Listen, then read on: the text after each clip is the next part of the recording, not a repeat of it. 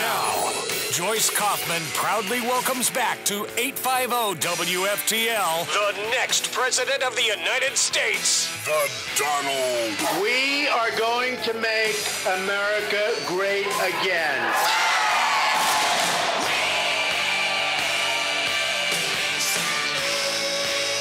I'm telling you, I almost endorsed Ted Cruz here waiting for you, Donald. How you doing? Oh, no, that would be terrible. You wouldn't want to do that. That would be a big mistake. Did you like that show opener we made for you? I think very good. I'm impressed. Yeah, huh? Well, That's listen. Great. Well, you have a great show. I know that, so you do it right. I'm telling you, I got on my Trump for President T-shirt, Make America Great Again. I have my Trump button on my jacket, and I've got TV cameras in here. So this is a big one. Joyce. All right?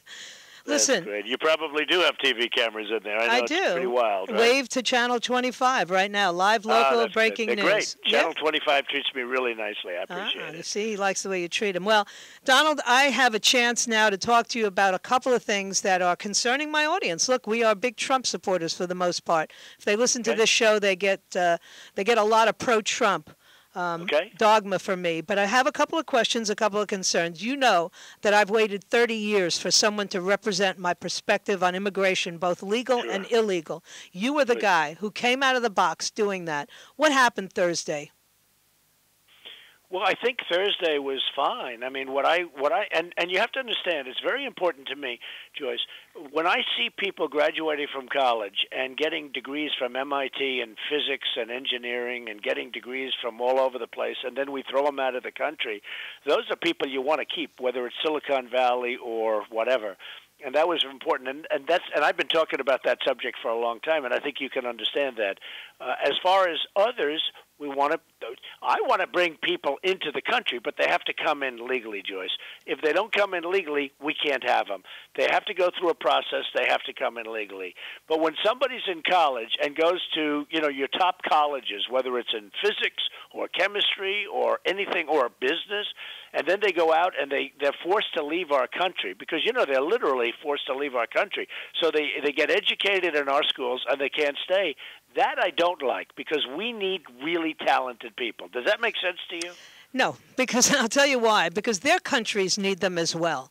We continue to rob every third world country of anybody of stature and keep them in this country. They will never become as progressed as we have. And so I'm not about preserving their best and brightest. I want my best and brightest to have first shot at job. We're graduating STEM workers every single day, sophisticated software developers. We need to give them jobs, Donald. They're fleeing to lesser jobs right now. I know, but what is happening and what's happening very strongly is we can't get people. We can't get enough talented people. And you mentioned third world country. If you look at what's happening with our country, you look at our airports, our roads, our bridges, which are in dangerous condition. You look at us, we're becoming a third world country. We're literally becoming a third world country. And that's one of the best things that you can talk about is fixing the infrastructure. We have no choice. We have to do it, Joyce. And it will create jobs. It will create jobs for Americans. Absolutely. Absolutely. And great jobs and good jobs. We have a phony deal with this 5% unemployment rate where you look for a job and you can't find it and you quit. You just go home and just say to your wife or your husband, I can't do it. I've been looking for months, and now they consider you employed because our real rate is way over 20%. Our real unemployment rate is over 20%. And, we have to get back to business. We have to get back to creating good jobs. And the one thing everybody admits is that the jobs we are creating are bad jobs. They call them bad jobs. They're not good jobs. They're bad jobs. Our best jobs are going overseas. I mean, our great people. You look at Carrier the other day. They're closing Carrier air conditioning in this country. They're going to make the air conditioners in Mexico. They let go of 1,400 people. I'm not going to put up with that. And now they will now in Mexico make Carrier air conditioners, sell them to us, no tax, go right across the border. These deals have killed us. Our trade deals are the worst deals I've ever seen. They're negotiated by incompetent people. So I think you understand how I feel. We have to keep our jobs in our country. We have to stop other countries from taking our companies. You know, we lost Pfizer. I don't know if you know that, Yeah. but Pfizer, the great pharmaceutical company, it's moving to Ireland. Many companies are moving to Mexico. We have to stop it. And the ones that aren't moving, like Google and AT&T, they've got all their money in offshore banks. So we don't even get a tax bang out of these businesses that are literally making most of their money stateside. Well, they also make the product, though. They make a lot of the product. If you look at Apple, I mean, you know, they're an American company, but where do they make all their iPhones and everything? They make them in China and other places, Vietnam, but they make them in China. I want to see the day in the not-too-distant future, and they do it. You know, they do it through monetary manipulation and currency manipulation. That's how it happens. It's impossible for our companies to compete because China's a grandmaster chess player when it comes to currency manipulation, Joyce. And Japan right now is doing numbers on us. You know, it's very hard for Caterpillar to compete with Komatsu, which is a big tractor maker over there. And they're doing it not through the quality because our product is just as good, if not better. They're doing it through currency manipulation, which is, in a sense, it's cheating. Yeah. I had some concerns also from my listeners that said, look, they know that you've been in that sphere of the very wealthy for very long. You'll bring up names like Carl Icahn and the movers and shakers on Wall Street and in industry as well. Why will you be able to stand up to these very same people? You know they love the cheap labor. You know they want to keep their money offshore in tax havens. How are you going to get in the face of your friends? Yeah, but don't forget the cheap labor is more than offset. When you look at what many of these countries are doing with their currency, the cheap labor is more than offset. The reason we go to China and the reason we go to these other places is because of currency manipulation. The new TPP, Trans-Pacific Partnership, is a horrible deal because we don't address currency manipulation, and that's the number one tool of companies to essentially hurt the United States economically and in trade, and we can't do that. The reason I mentioned Carl Icahn, he endorsed me, but many people endorsed me, many of the great business leaders, because we have political hacks negotiating our trade deals. Carl Icahn's a brilliant negotiator, businessman. He doesn't want money. He doesn't want anything. They want to do it. I mean, they love the country, you know, in their own way. They love this country so much, and they want to do it. And they don't want anything for it. They want to, you know, if I had Carl Icahn looking over the China deal or the Japan deal, and people like Carl, because we have others too, great business leaders, people that understand money, and we will be in great shape, Joyce. Yeah, no. But right now we have political hacks. We have guys that got their job negotiating with China, where they got their job because of campaign contributions. Well, that's true, and you're not taking those, so we're grateful. Although, you know, I need you to address certain issues over and over again and be able to answer your opponents. First of all, here we are in Florida. Your opponent, primarily in this state in the primary, is Marco Rubio. You've hit him on the fact that he doesn't show up to work. That really disturbs those of us who supported him in the past, and you have to hammer that. By the way, he has the worst voting record in the United States Senate in decades. Yeah. We're talking many years. I don't know, is he lazy? I saw the Sun Sentinel, you know, I don't know if you saw that, but the Sun Sentinel put out a big editorial today, and they talked about him. His work ethic is terrible. Yeah, well, they talked about all of it. He doesn't show up to vote on major bills. He doesn't show up to vote.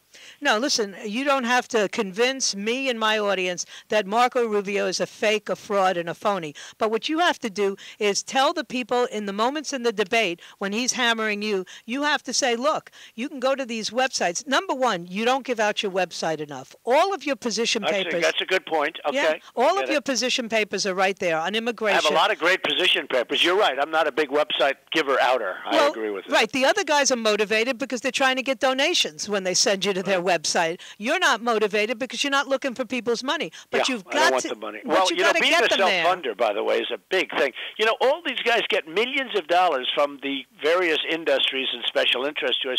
I get nothing. I don't ask anything, which means I'm going to represent the people. I'm going to represent your listeners. I'm going to represent the people. I get nothing. I have turned down hundreds of millions of dollars. People come to me that you know from Palm Beach, and they're members of the Mar-a-Lago Club, and they're members of everything else.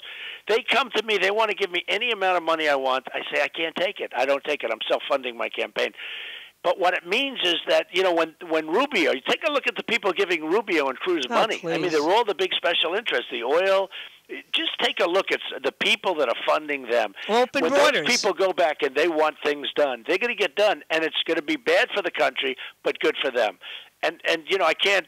Look, I don't know that I get enough credit for self-funding, to be honest with you. I don't think people walk in the booth and say, oh, Trump is self-funding, and therefore I'm going to vote for him instead of a lightweight guy like this Marco Rubio. Terrible. He's a terrible senator. You saw the ad we took with the credit cards, where he did things with credit cards and took money. I mean, the whole thing is ridiculous.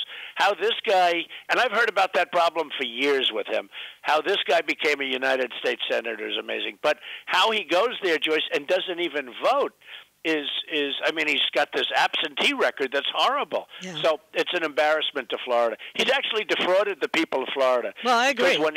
Because when he ran for the Senate, he was supposed to be a senator. He wasn't supposed to be a guy that never shows up. Well, he didn't like the job. That's what he told us. Not much gets done. I don't know what he thinks the presidency is, but if you don't show up for work, nothing gets done. Well, you're supposed to do a good job as a senator before you run. Yeah. And he did a bad job as a senator. And he was in favor of the Gang of Eight, which is, let the people just pour into our country. The Gang of Eight, this is immigration at its worst in terms of what you like.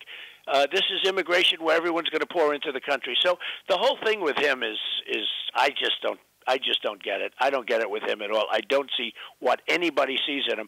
And I'm really essentially a person from Florida because I'm here all the time. I'm here right now, as a matter of fact.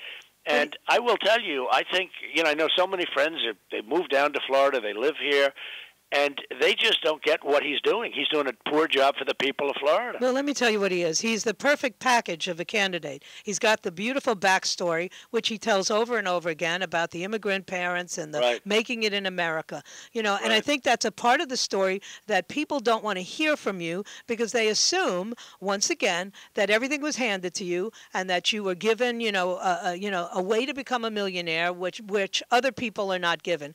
I don't care how much money you borrowed or were given. Becoming as successful as you have become is an American story. It doesn't matter to me whether you start out with money or you start out poor. It's where you go with what you have. And you don't tell that story effectively. Maybe you need other people to tell that story for you. I volunteer myself. When somebody says to me, oh, Donald Trump's a racist. Look, the king of Saudi Arabia is scared if he gets elected. I say, I want the king of Saudi Arabia scared. And how dare he call Donald Trump a racist when there's still slavery going on in his veritable country? Absolutely. I'm sick and tired of it.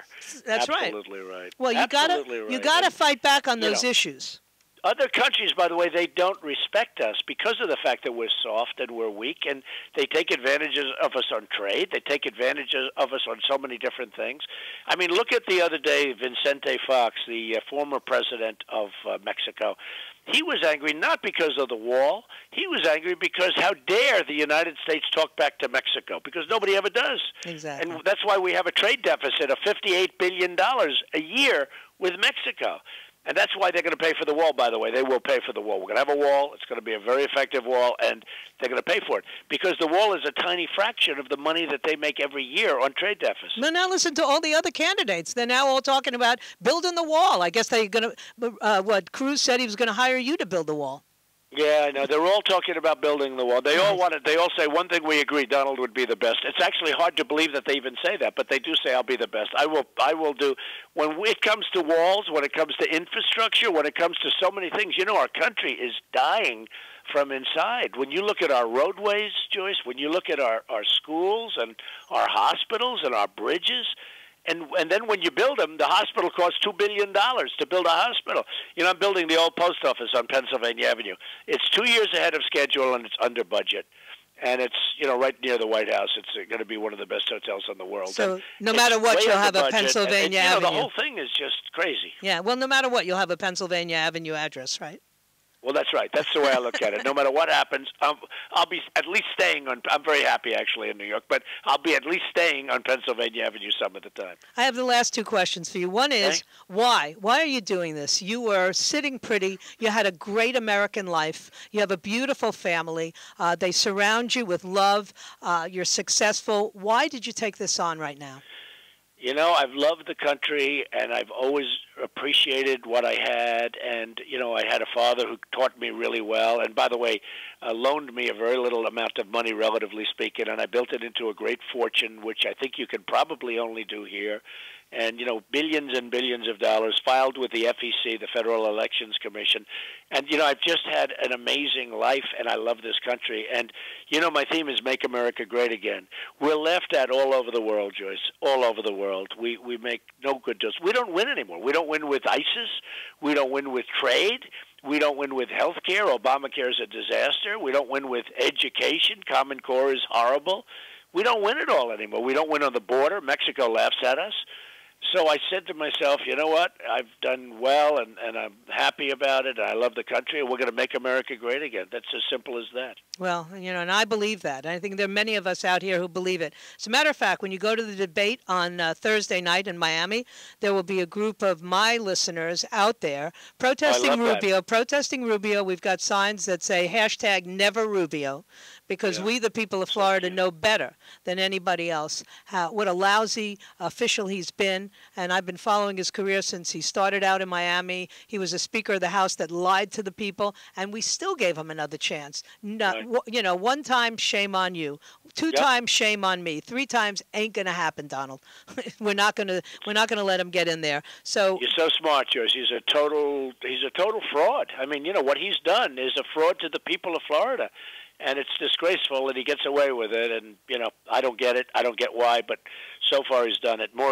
If we had some more of you, it wouldn't happen, believe me. Well, thank you so much for coming on. I appreciate your time. Continued success. Fight back, Donald. Tell your story. You've got a great story. It's an inspirational story. And I think not enough people know it. Well, I really appreciate it, Joyce. And I will see you soon, and we'll talk again soon. And thank your listeners. That sounds so amazing. I hear that from so many people. We have such great support. And even with all of the horrible stories that they write, which are so false and so disgusting, with all of the things that they write, you know, we have such great support and such great poll numbers. The poll just came out. It's so good. And, you know, I just think people are very smart. They get it. So, but I really appreciate it, Joyce. And we don't mind. We'll talk again soon. We don't mind the tough talk, Donald. We're ready for tough talk. Okay, this is a war to save our countries. You fight with whatever you got. Thank you, Donald Trump, future president of the United States. Appreciate it. Thank you very much, Joyce.